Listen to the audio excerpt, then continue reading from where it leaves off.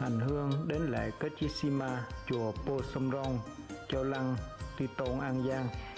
Mình không chỉ tìm đến vì lễ Kechisima mà còn chứng kiến người thực tế từ những đoạn đường và những ngôi nhà có kiến trúc muôn màu, và bên cạnh đó có rất nhiều loại cây ăn trái đủ loại, đường xá chằng chịt, láng bóng sạch đẹp.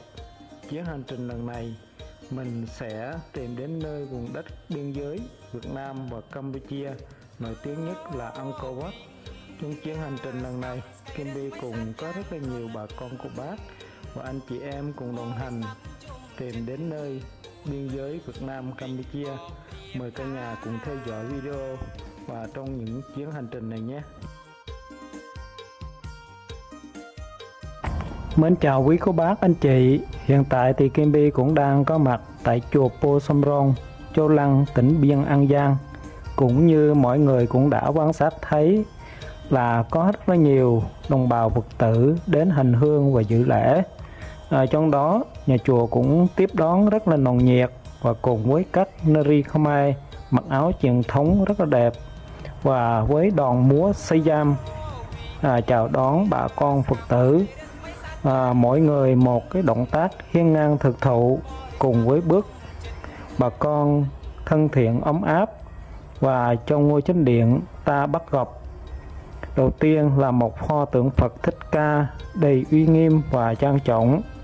Cùng với đó bà con Phật tử và mọi người đều hướng đến tượng Phật và một tấm lòng đầy tín ngưỡng và cầu nguyện xin phúc an lành cho họ và bà con của họ, và mong muốn Đức Phật Thích Ca Mâu Ni ban phước an lành và hiện nay không kiếp này và kiếp sau. Lễ Kechisima còn được cho là lễ lớn nhất trong tôn giáo đạo Phật, và ngôi chánh điện là nơi để cho các vị sư và bà con Phật tử làm lễ nghi thức tôn giáo quan trọng.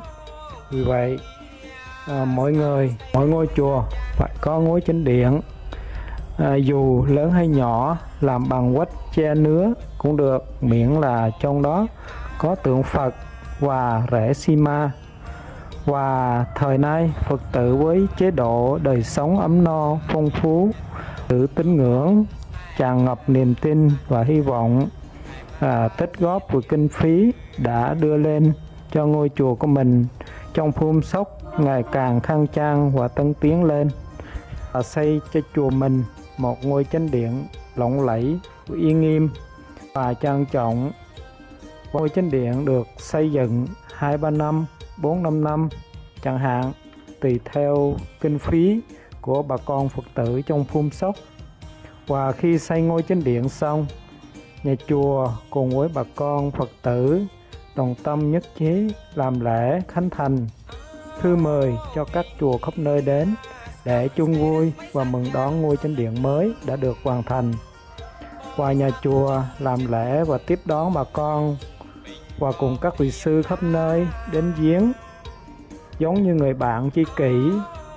Và nhà chùa còn làm thêm những món ăn để tiếp đón và tạ ơn và giữ lễ, làm cho chùa với chùa sẽ gắn kết và yêu mến nhau hơn.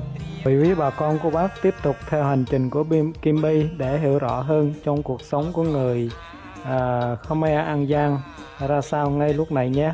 Mời các bạn cùng theo dõi video nhé.